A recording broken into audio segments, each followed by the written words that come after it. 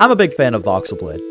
The first time I played was actually back in one of the public tests a few years ago, and once the actual game was released, I spent a bit of an unhealthy amount of time on it. Needless to say, when the Discord was deleted and the game stopped getting updates, I was having a pretty bad day. That doesn't compare at all, though, to how happy I was when I found the new Discord containing a bunch of leaks for the remake of the game. In my opinion, not nearly enough people know or care about Voxlblade, so I figured I'd just go ahead and make a video listing and analyzing every single leak in the Discord so far. Quick disclaimer, I am in no way associated with Bawxol, and I've never even spoken to them. All of the information in this video is available on the Discord server, and I'm sure there's plenty more I'm completely unaware of, but I'm going to stick to public knowledge for now. If you want to see any of this information yourself, I'll post the Discord server's link down in the description below. Without further ado, let's get in here.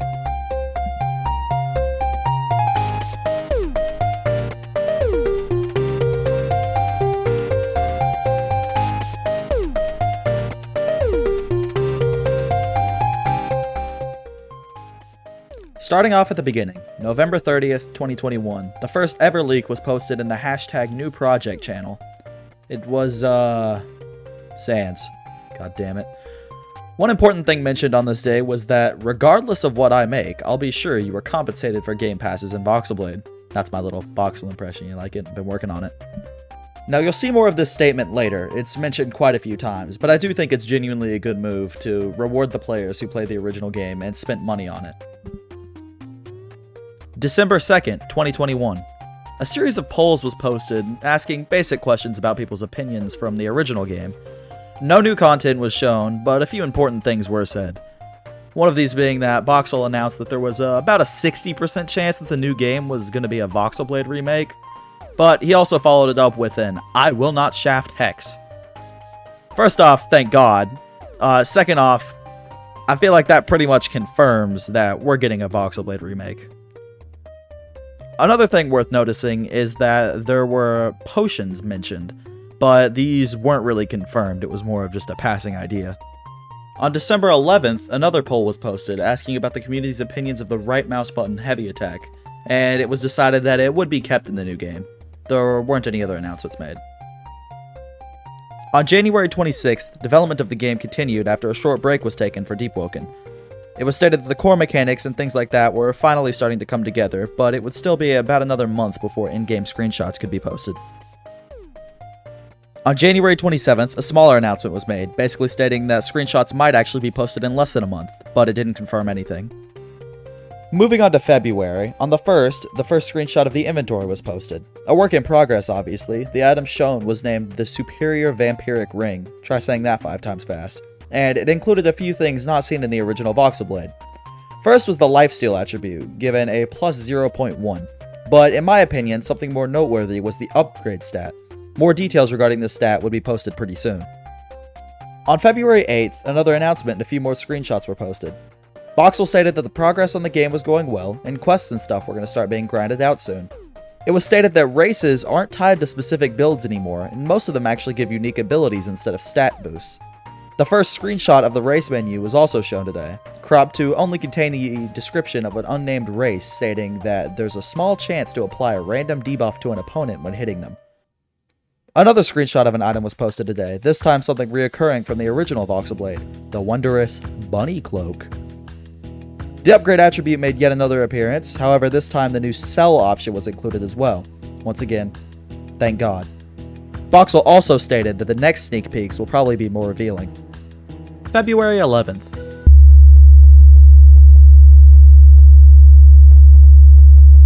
From February 14th to 18th, multiple screenshots were posted. A new armor that wasn't in the original, with a backpack and what appeared to be something reminiscent to a metal arm from Rogue Lineage, however it could just be armor because the rest of the outfit is also 3D. A house with an image of La Creatura inside, and 2 images of a smiley from the original game playing a computer. He's probably trying to farm up Uber Bard, nobody tell him yet. On February 22nd, another image was posted, this time involving an Iron Slayer, which was a mini-boss in the original Voxlblade, standing in front of the moon at night. An announcement accompanied this image, stating that information and plans regarding the revamp would possibly be dropped on the 28th. February 28th was easily one of, if not the biggest announcements made in the entire history of the channel. A massive announcement involving a ton of details was posted. This announcement confirmed that game passes would carry over to the new game, and also discussed the new currency, SP. SP was confirmed to be obtainable in 3 different ways: leveling up, doing difficult quests, and killing difficult enemies. SP was stated to be used for upgrading your sword and equipment. Upgrading your sword was said to be very similar to the original game, with a few key differences. Unlike in the original game, where you would have to return to the main town for its shrine, there will be multiple shrines throughout the map. Instead of there being a branching tree of weapons, you will upgrade individual parts of your sword and create different weapons by mixing and matching different handles, blades, and skills. A video was posted demonstrating this change. The menu featured in this video was obviously just a test and not a final product, but a few interesting things can be seen. The 3 parts shown are labeled blade, handle, and weapon art. The most notable thing to me is how there is physical damage under both the damage scaling and damage type option, and also how the stat boosts and perks are both empty. I have a couple assumptions here, with the first one being that the text in the brackets are actually drop-downs that give more details when clicked, or the second option being that they're simply there as placeholders that don't hold any stats.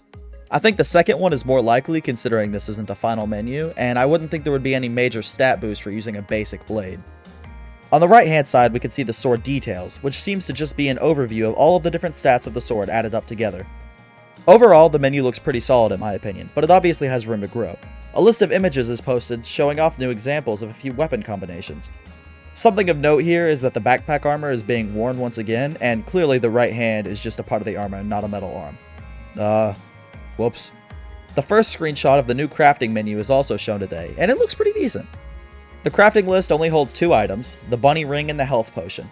Originally, I thought the bunny ring was crafted with a bunny ear, but on closer inspection, that looks more like a foot to me. Oh, and also it literally says rabbit's foot over here, but I digress.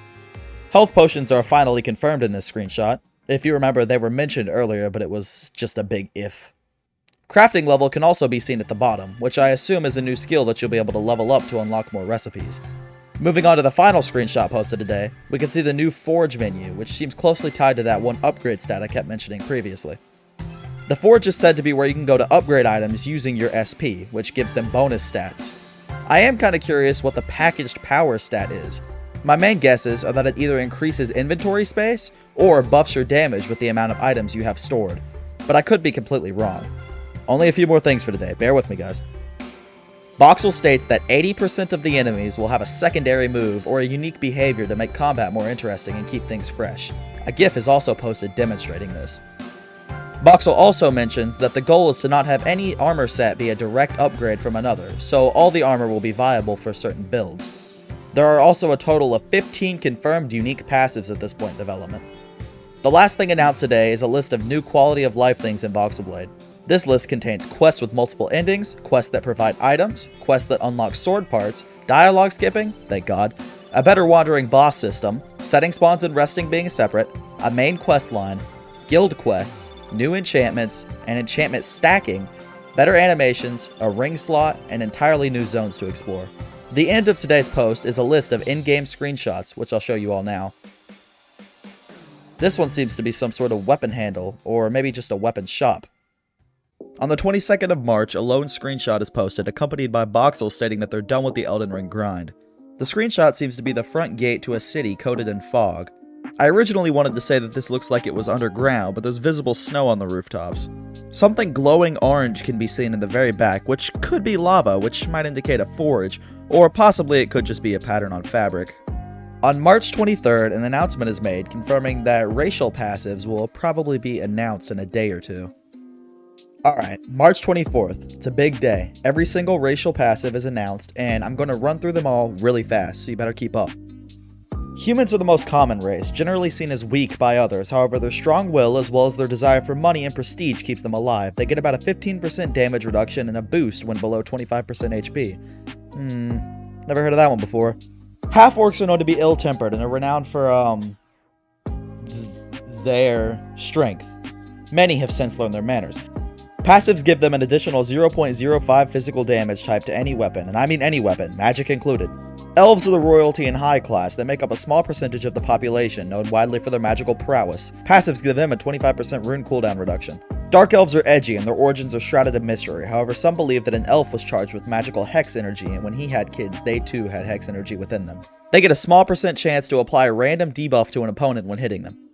The dragon-blooded are descendants of an ancient race known as Dracos. They possess incredible power, but the Draco blood within them gets weaker through every single generation. They get a +1 to warding and protection, and some heat/cold resistance. How much? Don't know. Doesn't say. Moving on. Paid races. Orcs are like half-orcs, but better. This time they're spelled with a C. Ooh.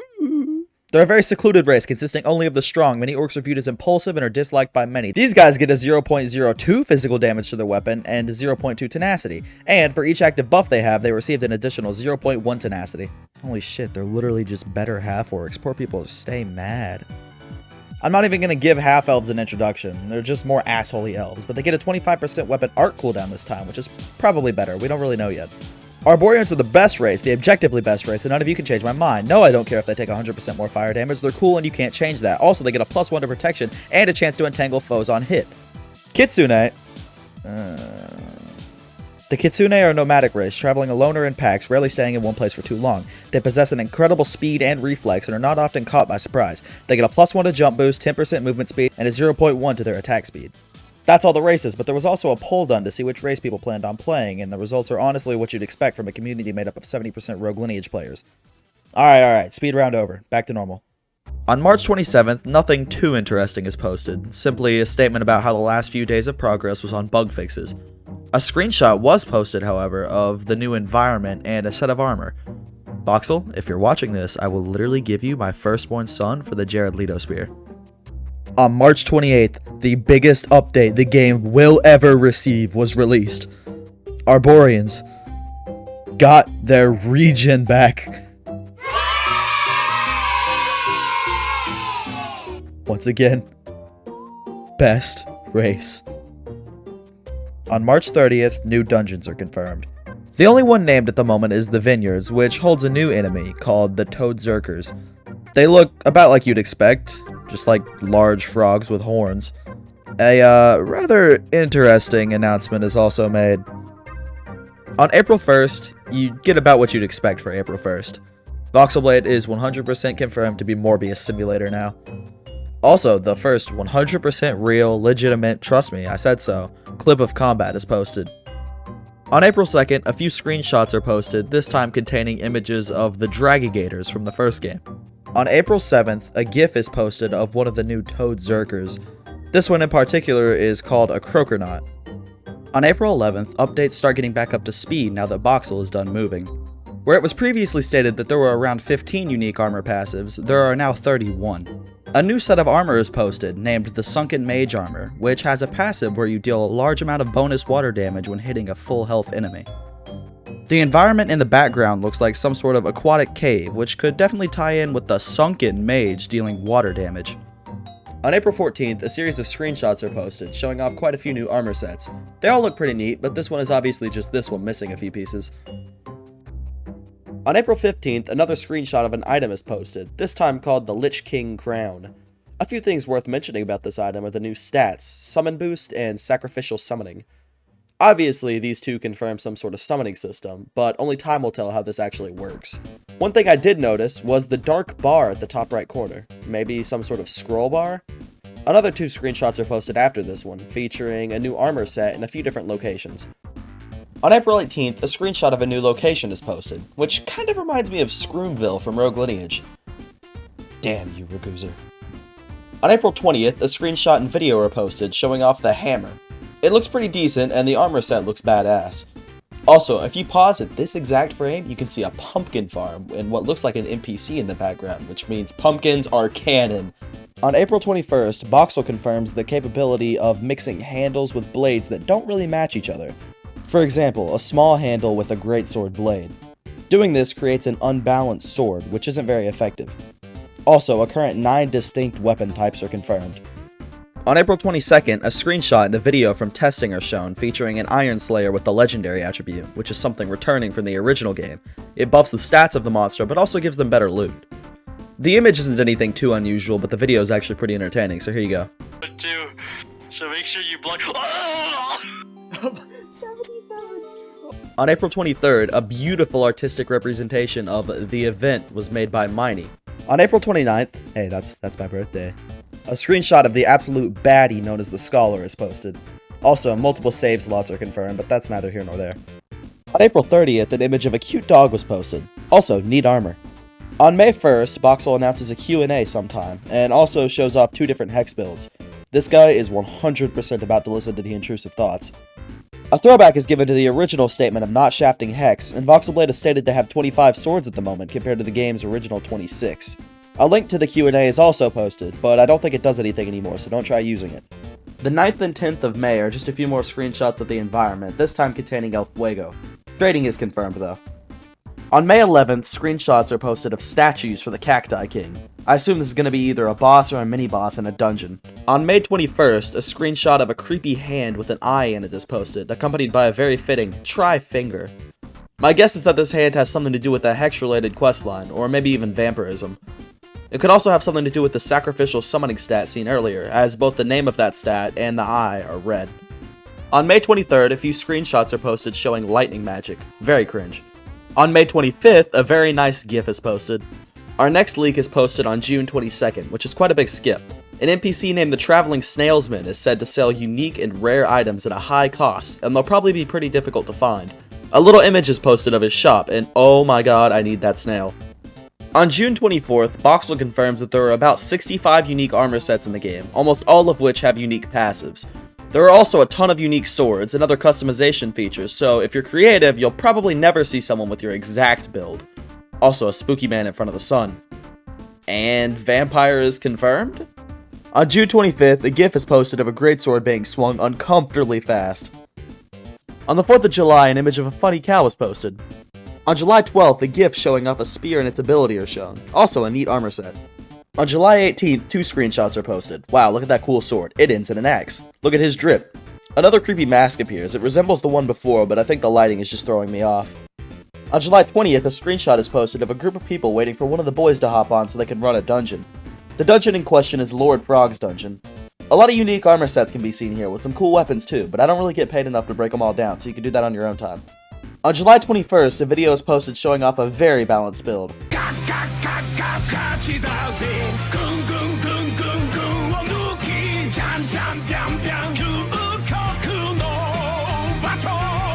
The weapon used is referred to as the Blood Rapier by Bawxol. On July 22nd, 2 images are posted confirming dual wielding.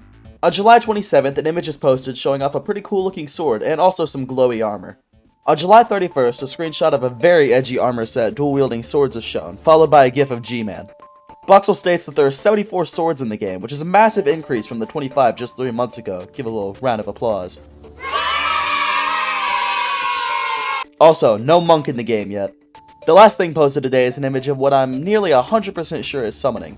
I mean, come on, they're not attacking the player, there's red armor similar to the stat text, they all have green names, I mean, they're skeletons, that's like the most basic summon literally every game has. On August 3rd,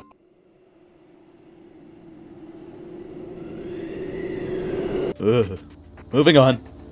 On August 9th, a single screenshot is posted in the tundra environment at nighttime. The most notable thing here I see is the armor being worn. In the original video script, I said it looked reminiscent to the snowman from the original game, but as I was looking for an image of said snowman, I found this from the original Voxel, so I guess I was right, as disappointing as that is. On August 29th, a GIF is posted of the new treasure chest opening animation within the B dungeon. I'm kinda glad they kept this dungeon. On September 1st, 2 new GIFs are posted showing off the B dungeon again. The first GIF shows a statue that, when attacked, seems to enrage the queen bee. The second GIF shows a falling floor tile that drops you down to the next layer when you stand on it for too long. All in all, I like the new changes. It is definitely refreshing compared to the endless walking that the first B dungeon had. On September 26th, 2 screenshots are posted, accompanied by an announcement stating that the B dungeon was now finished after a long-ish break. Bawxol states that the Cursed Guild is now under development, and it has a lot of interesting mechanics. The first screenshot is posted, showing a strange hand effect, clearly related to the aforementioned Cursed Guild. The second screenshot shows a dead Iron Slayer impaled by a massive sword. That's actually kinda scary.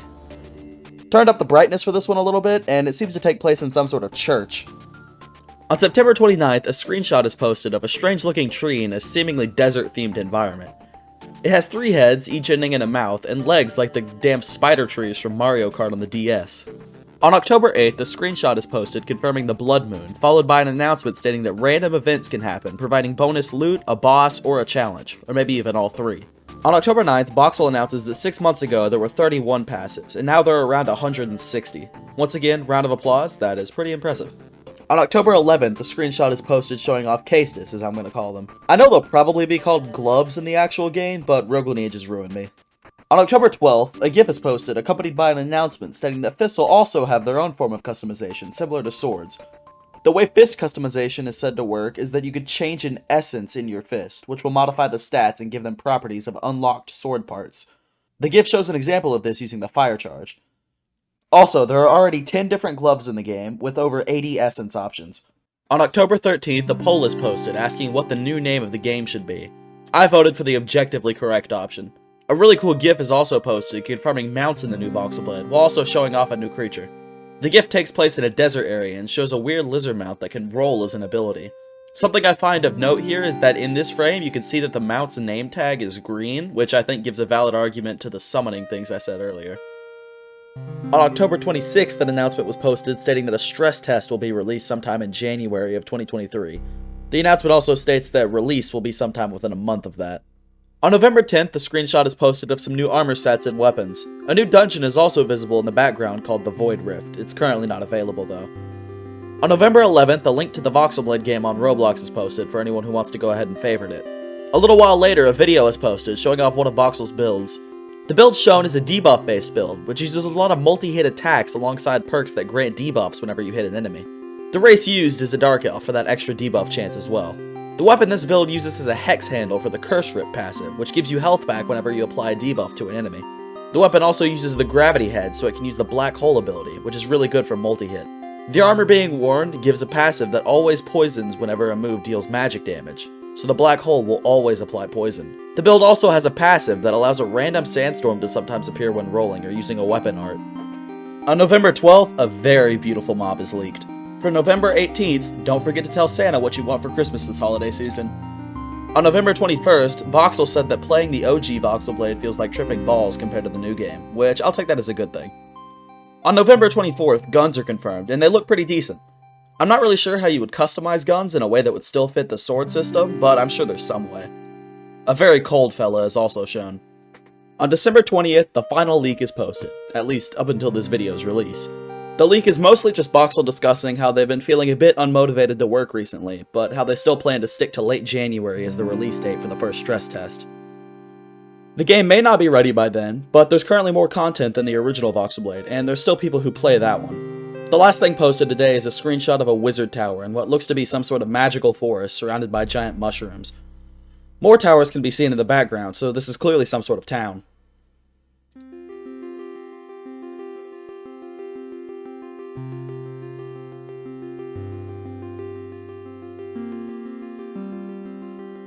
But don't leave just yet. There's still a whole Q&A we have to go through. I don't want to spend another month working on this video, so we're going to go through the Q&A pretty quick.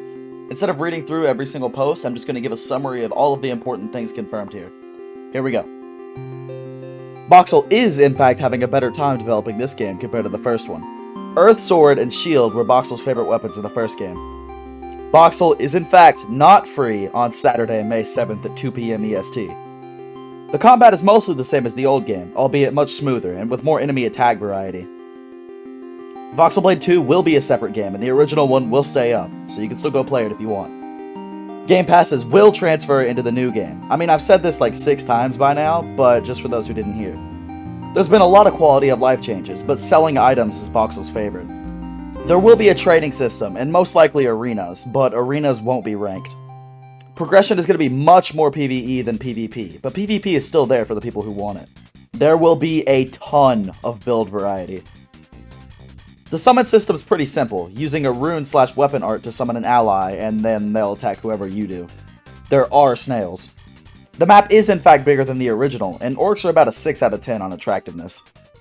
At the time this Q&A was posted, there were 2 new-ish biomes and 1 actually new biome.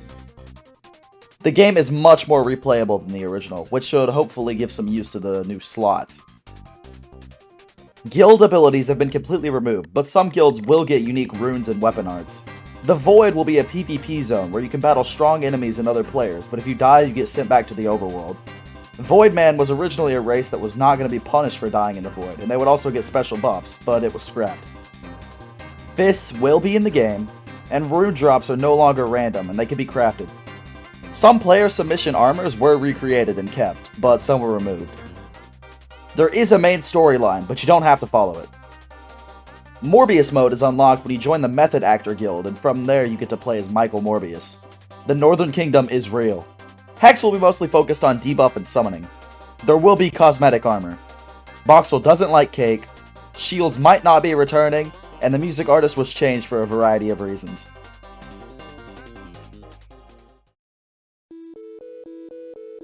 And that's it! Every single leak in Voxlblade, at least up until December 28th when I'm recording this. Overall, I'm really excited to see Voxlblade release, and it's been a pretty wild ride looking over development from the last year to now. The game's come pretty far, but there's still a long way to go. You can all expect to see this guy in the stress test this January. Bawxol, if by some divine miracle you're watching this, take your time, man. I'm sure we'd all rather wait longer for a really good game compared to having you burn out and be forced to work on something you don't even enjoy working on. I do apologize for how long it took me to get this video out. I don't normally work on videos of this length or style, so it was a huge learning experience. I'm also sorry for random changes in audio quality. I spent a lot of time trying to shift around and find what works best. If you guys would like to see me do this with a different game, leave a like and comment what game you'd like to see. I was thinking maybe Arcane Odyssey. Before I end the video, I'd like to thank you all for watching. If you want to see all the information in this video for yourself, check the description for a link to the Voxlblade Discord. If you have any questions or just want to speak to me, I'll leave a link to my Discord below as well. Anyways, this took way too long to edit. I'll see you in 6 months. Treeguy out.